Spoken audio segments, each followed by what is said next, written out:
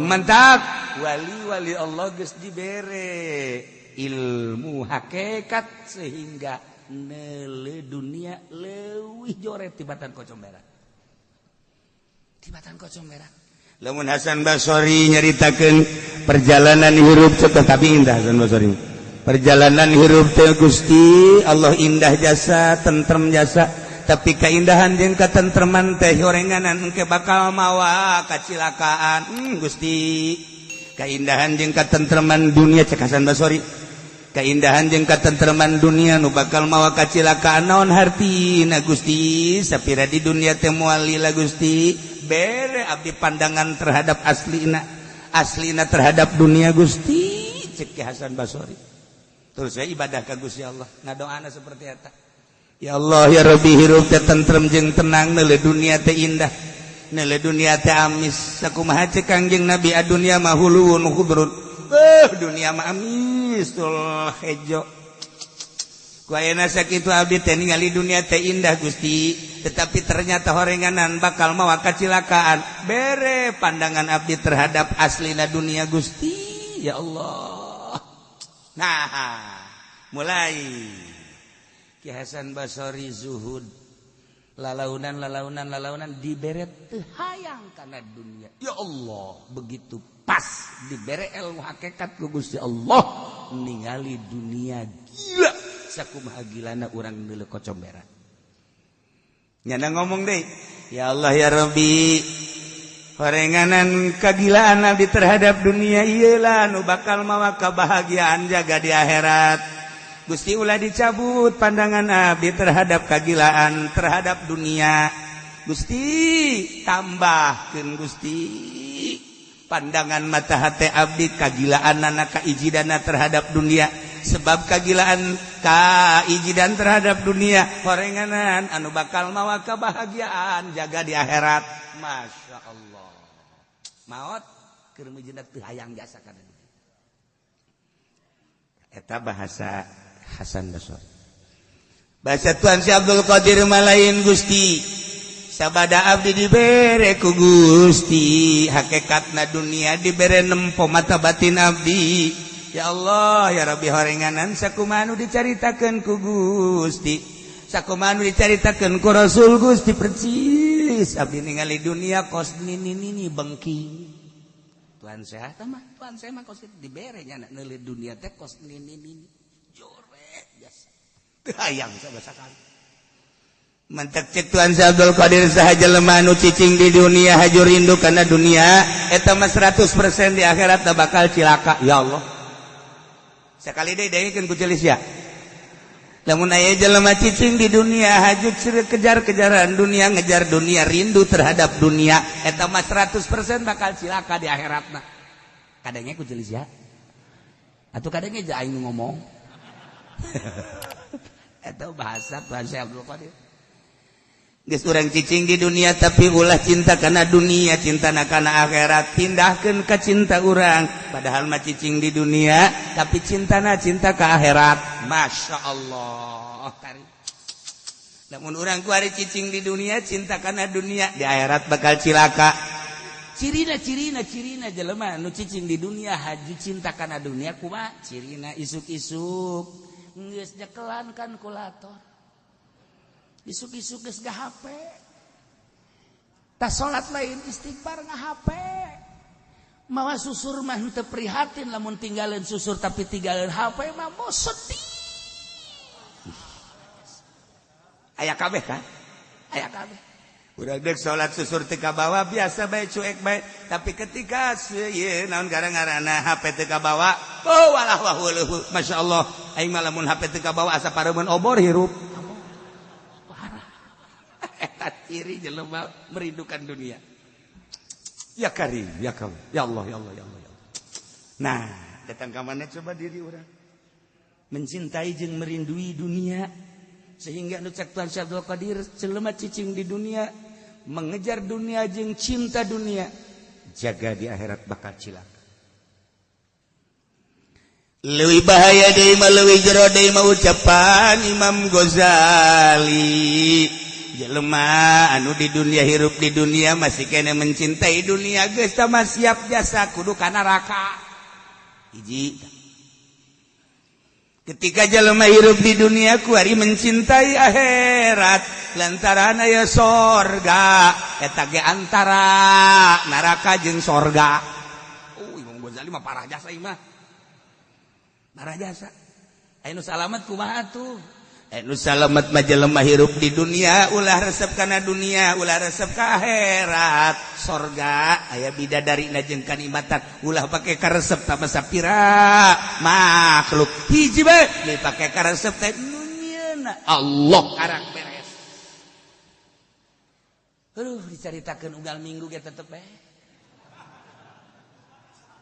nu jadi hayalan teh dunia keneh tarak ke beres gaji ulah cinta dunia aju minta doana cenah kiai kula supaya bisnis kula selesai tangkorak sia beneran.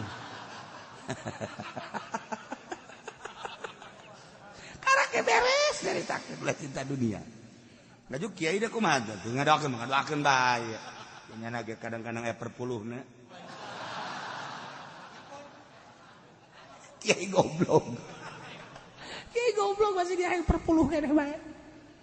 Wayang ngadoakeun bae jalain duniana nu jore mah wala tansa nasibaka minad dunya. Cinta terhadap dunia. Nah, urang sebagai khalifah ini ja'ilun fil ardi khalifah. Dijadikeun khalifah teh titah ngurusan dunia tuh pertanian urusan, tuh gunung urusan, tuh perekonomian urusan, tah negara urusan. Tapi ulah mencintai urusan henteu pernah Kangjeng Nabi kadatangan jelema nu tani titah eureun tanina malah survei Kangjeng Nabi ka petani-petani sing bener tanina penting awas ulah cinta terhadap dunia Allah. Kangjeng Nabi ka pasar Kangjeng Nabi nyaritakeun sing hade dagangna lain eureun dagangna sok pajukeun jang ngabang sok jang syiar moal bisa perang tanpa aya perekonomian sok nu dieureunkeun ku Kangjeng Nabi sugan dagang titah eureun ibadah bae ka Gusti Allah henteu. Nu dieureunkeun ku Kangjeng Nabi sugan petani titah eureun henteu. Nu dieureunkeun ku Kangjeng Nabi tina nagara terus tetapi kade ulah mencintai dunia urus dunia ketika perang modalan tah perang ketika ngabangun syiar modalan tah eta tah titah kos kitu tah lain berarti haji urang cul igel lepas dog salah tentu ngomongnya si beuteung nyaho tah eta kos karan itu jadi urang urusan khalifah urang sok urusan urang dagang sanggeus dagang untung masyaallah ya duit ya alhamdulillahirabbil alamin sanu keur ngabangun masjidnya oh itu tuh awas ya salila di aing aya keramik bagian aing kenteng bagian aing semen bagian aing pasir bagian aing tah anu ngabiayaan tukang bas geus bagian aing. Ai kami mana? Geus ulah sia mah milu bae jeung aing ke. Di aing loba keneh duit. Tah eta kos kitu kan mantep ngadengena ngeunaheun ge ngadengena. Buktina jauh. Mana?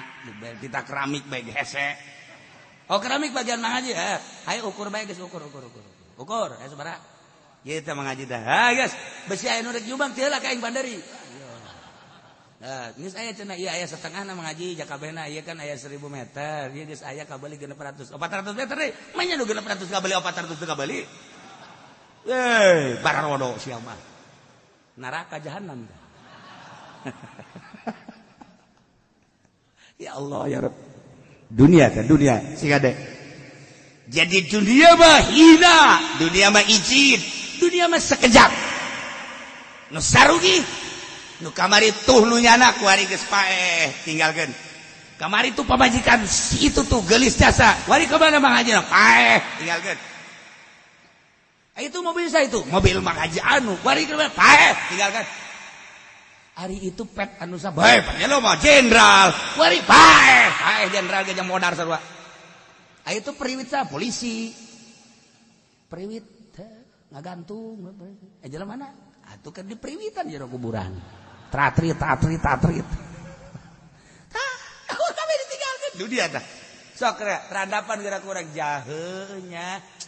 dunia nu urang aya keneh ge duit nu kamari poe ieu eueuh nu ieu aya ge isuk bakal eueuh motor kitu keneh geus sabaraha kali gontor geus sabaraha kali ganti ternyata horekos kitu dunia mah ngitulah mobil yang motor ya tanah dan lain sebagainya kadang jadi nu urang jadi nu batur kadang jadi nu batur jadi nu urang ya dunia tinggalkeun paeh ditinggalkeun sekejap jabatan nu kamari jadi presiden kuari geus eueuh kamari jadi menteri kuari geus teu kamari jadi gubernur kuari geus teu jadi bupati geus teu berarti kan sekejap tapi ayat Allah mah ayat Allah terus bae sebab ieu mah qadim nu bakal ngadatangkeun hamba-hambana ka surga Allah tapi kafir wanieun ngagantikeun ayat anu mulya nu agung digantikeun ka samanan qalila naudzubillah min zalika ieu si hade urang istarau bi ayatillahi samanan qalila kuari we di DPR hanya untuk samanan qalila kabeh ge dilepaskeun kabeh ayat-ayat Allah mantak lamun nyanda jadi PR paeh masyaallah naudzubillah min zalik wallahu a'lam sebab naon teu make ayat make kepentingan demi samanan qalila eta bae geus dirumus bahaya jasa gali geura di DPR paeh gali saminggu buka geura mun teu bilatungan teu teu bilatungan kajian hukuman. Nah, teu make ayatillah. Istarau bi ayatillah samanan hanya demi samanan qalila jan. Atuh lain DPR bae sia ge sarua. Sarua bae. Nu ngridit eta teu make ayatillah. Ayat Allah ngaharamkeun riba teh nu kos kitu. Tapi demi samanan qalila yang boga mobil tah yang boga mobil teh samanan qalila kajeun lah ngeridit ge ulah demi samanan qalila paeh lah di sate sia kajeun buku sate embes deui sate sia masyaallah dari istarau bi ayatillahi samanan qalila fasaddu an sabilih ngagantikeun ayat-ayat Allah yakni Al-Qur'anul Karim anu agung anu mulya nu maha baqo digantikeun samanan qalila kana dunia anu sekejap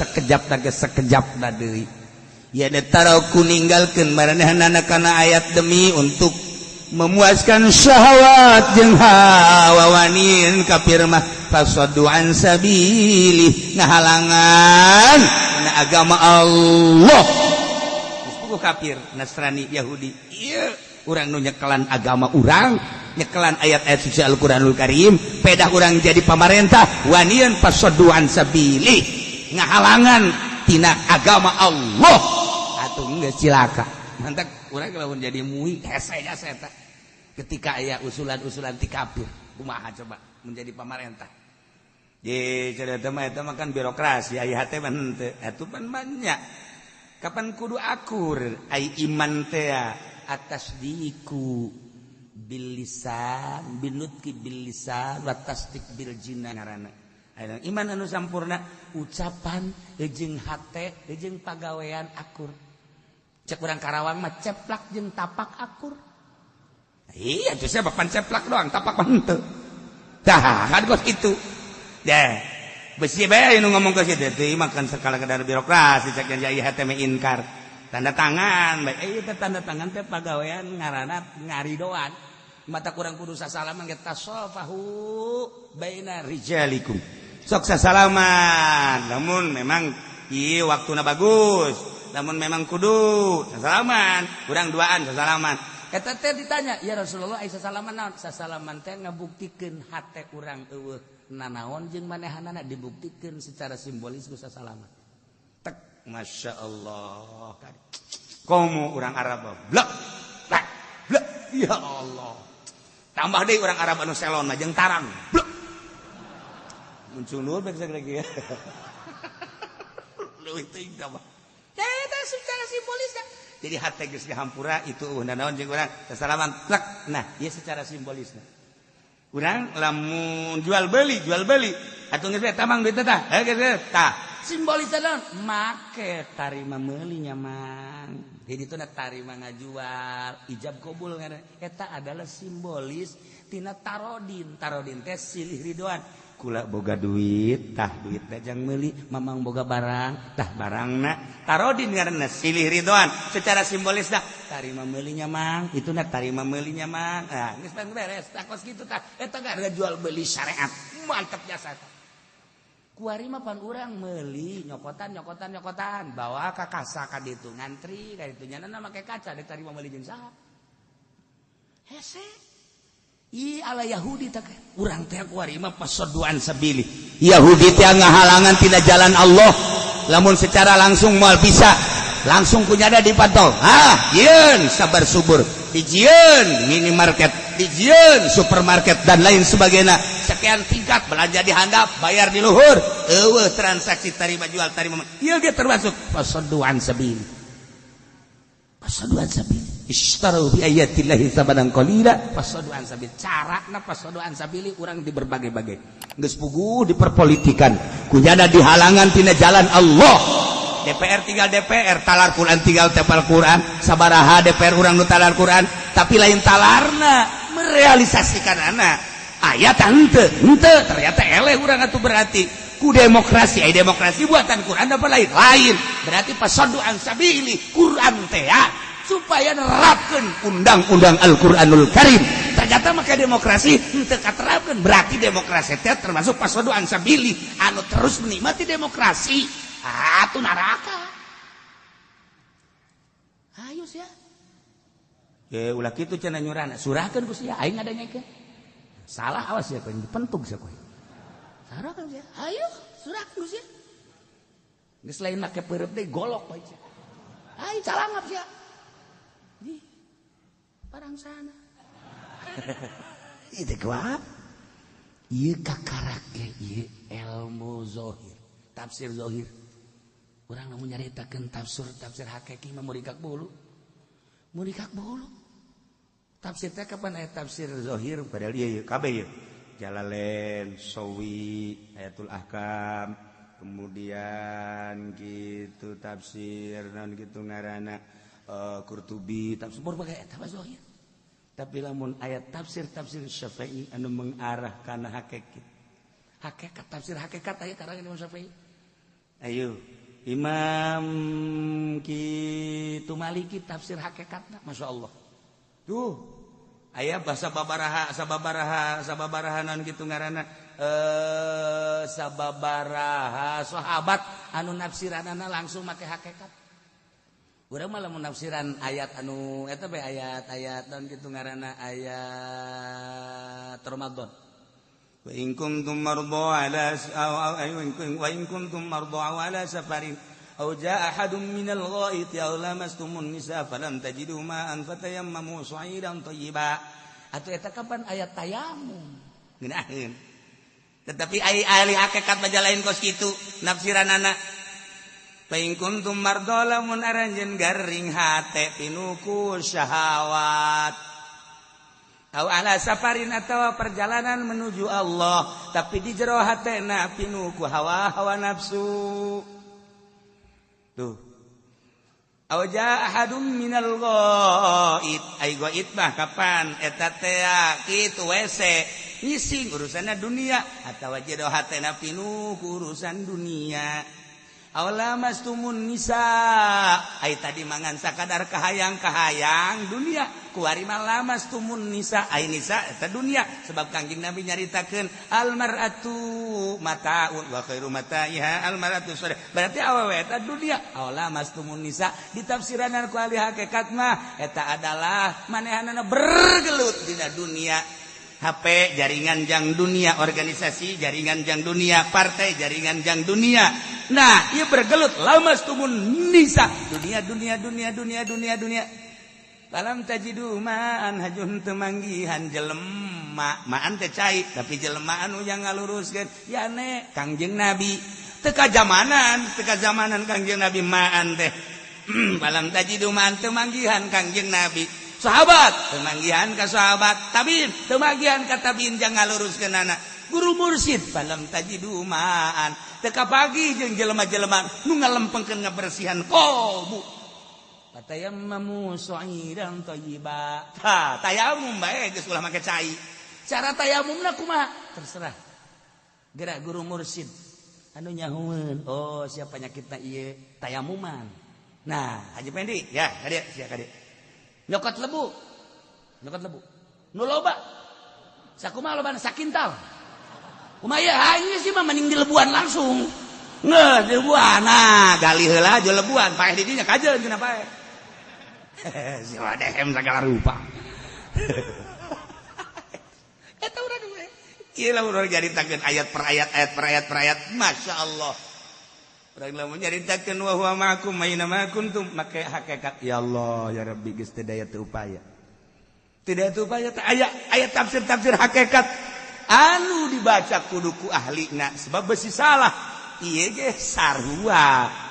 Istarau bi ayatillah make majaz heula eta teh jang notor kana makna hakikat di mana anku istarau salah lantaran isyra mah engkena bakal aya timbal balik tapi kabar ieu mah istibdal geus mulai make majaz ieu ge geus bagian daripada mengetahui secuil hakikat kuari sebab make korenah kapan. Nah, istarau ngagantikeun ayat yakni Gusti Allah. An ayat Allah teh Gusti Allah. Kok bisa kos gitu sih? Kapan urang teh kabeh tercipta ti Gusti Allah. Gusti Allah teh tina cahayana nyokot ku Kang dibikeun ka Kangjeng Nabi. Tina cahaya Kangjeng Nabi jadi alam. Ieu teh kapan cahaya Kangjeng Nabi. Aslina mah kapan Gusti Allah? Ayat. Mantap kabeh jadi ayat ya teh. Gunung ayat Allah, laut ayat Allah, tatangkalan ayat Allah, urang ge ayat Allah. Dumadak urang ayat Allah, geus lamun urang nempo secara zahir jelema, lamun secara batin ieu teh tajalli Allah. Ah, geus luhur tah. Geus luhur tah tajalli tah. Aya ge di lembur mah haji sajali. Ieu mah tajalli tah. Ieu kan Gusti Allah bisa. Ai eta sia hirup ai hirup ku saha? Nu Allah, atuh tajalli Allah di sini. Ai gerak nang saha nang Allah bisa henteu lamun ku Allah teu gerakeun atuh henteu berarti kan tajalli Allah digerak nu aya di sia tapi urang mah can datang kan ka dinya kulantaran can datang nu kadeuleu teh si eta bae udin bae haji pendi bae kadeuleu bae ungkuk-ungkugan leumpang si eta bae can datang urang tapi eta sebenarnya mah ayat Allah tajalli Allah di eta nah ieu kan istarau bi ayatillahi samanan qalila. Nah, lamun keur nyaritakeun tamanan qalila, gambaran tamanan qalila. Kangjeng Nabi mun nyaritakeun sorga, teu terasa urang aya di sorga. Ketika ngagambarkeun dunia nu hina, terasa hina dunia teh sehingga leuwih tibatan bangke kahinaan dunia. Loh, urang teh keur di majelis heulah. Kaluar bae sendal leungit marah. Eta dunia teh. Goblok. Sendal aing sendal kulit. Siap, hei,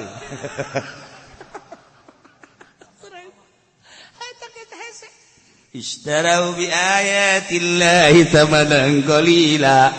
Batak bastur bisa nafsiran dia. Bisa nafsiran itu tafsir kos kieu masih zahir kene. Na yalah fasaddu an sabili ngahalangan tina agama Allah. Di mana cicing? Di pamarantahan maneh teh ayat Allah kunaon atuh ayat Allah kok bisa henteu make karena ayat Allah nah iyalah bagian siksa mentak kadeuleu ku ahli-ahli Allah mah jelema-jelema anu henteu make ka ayat Allah sebab naon henteu batin zahir ku ahlina mah zahir bahkan ka ambe lamun jelema cinta jasa kana dunia teh mantap besi aya kiai misalnya datang urang kieu bae.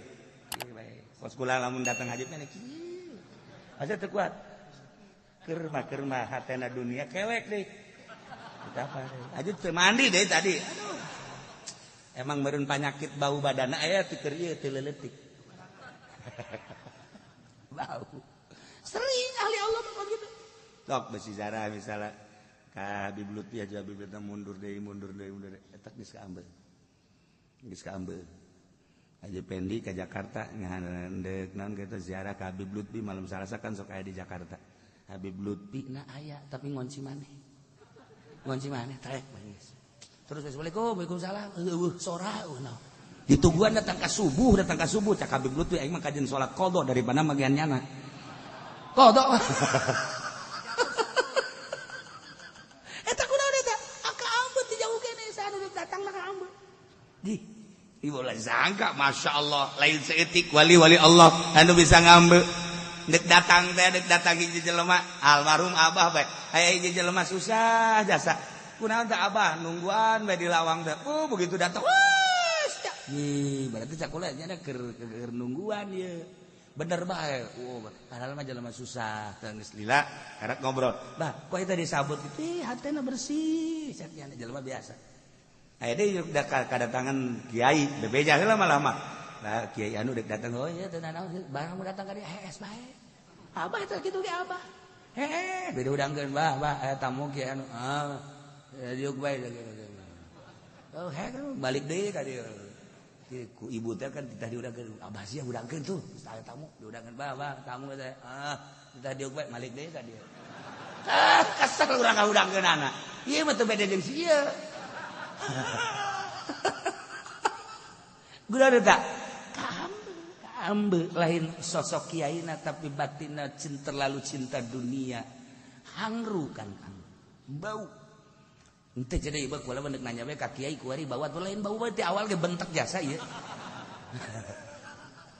Tapi lamun si eum wallah alam henteu beureun barang datang nu dua jadi bau. Aya. Tah sabana qalila laletik. Hina bau. Masyaallah kan. Lamun Tuhan Syabul Qadir geus bisa ngabuktikeun nyekel apel. Dititah dicekel ngurucut getih dek sanu daek ngadahar apel kuraja kita dicekel dia cekel dipencet kieu keluar getih berarti kan ieu apel menang meuli duit ti nagara eta teh kan getih rakyat masa kiai menta ka nagara pake ngabangun majelis nu mentak baueun kiai ngabangun pondok duitna ti nagara baueun kajian kumaha ge santai teu betah motok wali bajisna bagus pondokna bagus santrina lake ki ura ono leia wih iku hangru apa iku hangru ya wis lah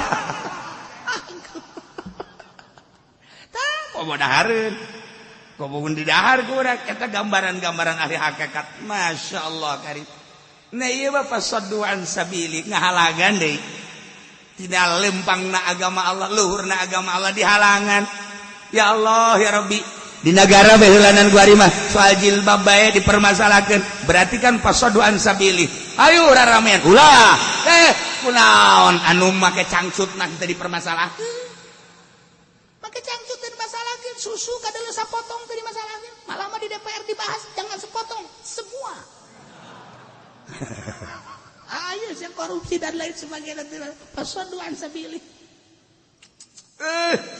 dalam rangka pasoduan sabili urang kan eta kakarak ngabahas ala kadar nah kuari secara politisnya pasoduan sabili kumaha ekonomi secara ekonomi pasoduan sabili kumaha urang mah nu jelas-jelasan teh larangan-larangan zahir tapi kan di negara mah lain make aturan-aturan pasoduan sabili urang di jerona aya cilaka kajennya nama keur ngurusan negara tapi ai kiai teh mah atuh cukup bae ku ngadoakeun nu penting tentrem nu penting aman jauh presiden mah bahaya menteri atuh cilaka nu ngurusan atuh teu kumaha ngan urang ulah terlibat urang mah ngadoakeun balalanderna bae beres geus ka itu ulah sok hajupu nya nguyup nya nguah wah cilaka tah mah kiai kos kitu batu ya Allah ya Rabbi mantap aya kieu teh gua ndek ieu non kadang-kadang ndek pangbenerkeun masalah naon roid aya henteu teu kudu ka dieu ka kiai anu bae sarua bae teu hayang iya tuh kiai anu geja pinter embung si siapa sarua bae lamun ngabagi di dieu jangan begitu henteu emang kunaon gitu embung jakna teh mana atuh geus lah teu bisa ngomong kumaha iya teu coba ngomong henteu lah teu ente omong ente lah tuh ya hese tagis kos itu teh hese tah debatak lo baca kiai anu ai dihareup mah bangun bagus jadi itu kangen mah horenganan nyamual duit pamarentah teh konon karena segala nyin proposal dan ai dihareupeun bagus dihareupeun manul masyarakat dihareupeun lu mah engke geura ge haseupna bakal kaambeuh haseupna eta dibere kitu naon kitu mambuz embung jelema teh dibere embung sok kuari kiai pinter hajunyana pernah jadi mui sok geura kaambeuhna beda ku masyarakat embungin masyarakat ngondang ge embungin heran atau tadi di partai Golkar deh itu aya nu nitahan ngan ngambeu batin teh ngambung lah lain kiai teh mah naon emang eta ore koros tuh kebal-kebal tukang ceramah ge sarua kebal-kebal ge bener ge mah beneran ya ih bener kasar tukang ceramah ge sarua bae sarua sebab di benak hatina dunia sok geura teu kudu dibejaan ku kula teu kudu disebutan kiai anu tukang ceramah kakolotdakeun tetep bae ceramah deleukeun kaambean ku masyarakat moal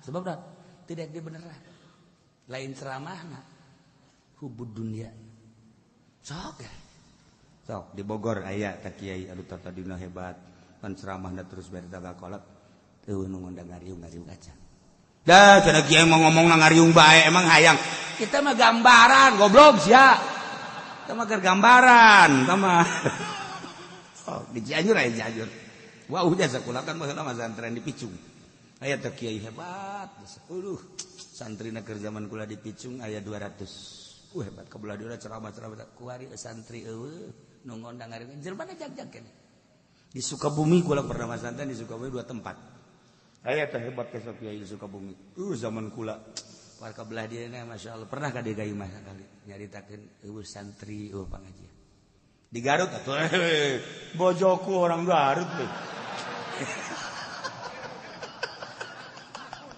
aya weru temen ge wis arep di Garut wis weru kabeh Ilaian si Kajang Samarang weruh Limbangan seluruh atuh bae mah ulin bae meureun main bae eta mah atuh di Bandung nya nyawa jasa kula mah Bandung masyaallah babaturan gua ambal aya di Bandung aya jelema nu pinter jasa hebat pasantren ge di tingkat santrina loba kuari siji ora ono eta mah lemesnya sa Jogja tuh bang boten wenten wari acul-anculan we jeung calon bupati ancul-anculan imahna mah bagus mobilna aya sapatuna erang tetapi ngarumas hatena santri hiji-hiji acan pengajian masyarakat teh nu daek ngambean sama sakali sok geura ge musibah eta kiai kos kitu teh musibah aing ngomong di hati ke hati mah sarua nyeri cerik ya Allah ya Rabbi kunaon jadi kos kieu hawa nafsu Bandung lain hiji babaturan kula aya nu lain babaturan kula ge aya anu wah geus buka mah terus kula mah jajah datang ka Gunung Halu nya naon kabeh si Lilin terus ka ditu ka Babusal ka Gunung Halu nyaho jasa ai si ieu mah kurung batokeun pan hirupna teh itu jauhna naon nya mah mun cara lauk betok lauk betok sumur didinya deui betok sumur mun cara boga pamajikan hiji ka dinya deui kata limbang siapa pasoduan sabili kata limbang pasoduan sabili maksudna naon sing hade ieu urang katitipan ilmu kade ulah datang ka pasoduan sabili kade ulah dong kiai emang kiai ngaharamkeun naon ngaranna ngeri ya sanu ngaramkeun henteu kiai mah kalah ulah sok sempit-sempit teuing emang kita bukan hiji gas kredit ye tanggung jawab di akhirat jeung mama ambo mama ngojai di neraka babarengan ulah sok sambarangan fasadduan sabili innahum sa'a ma kanu ya'malun eta lah jelema-jelema kafir-kafir panggoreng-goreng pagawean nu dipigawe ku manehana naon saduan sabilih ya yarkubuna fi mu'minin kafir matara aya ngaraksa ngajaga ngariksa dedeung